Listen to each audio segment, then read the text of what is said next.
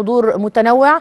هذه اللقطات لقطات منذ قليل وصول الرئيس لمسرح الجلاء، و ما يزمع أن يطلق اليوم يعرف برؤية مصر لعام 2030 تحت رعاية وزارة التخطيط.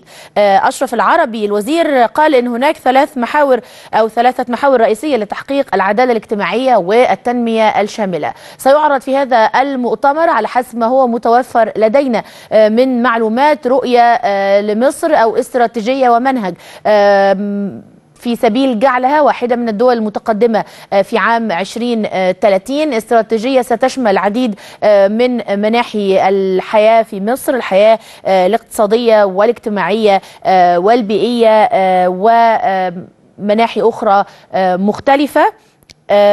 الحضور كما ذكرنا عدد من الوزراء، شباب الجامعات، شخصيات عامة، وهذه لقطات منذ قليل رئيس الجمهورية ووزير الدفاع ومجموعة من الوزراء والشخصيات العامة في مقر مسرح الجلاء أو داخل مسرح الجلاء. الحضور انتظم والجميع في انتظار دخول رئيس الجمهورية لمقر هذا اللقاء. ورأينا أيضا رئيس الوزراء وبالتأكيد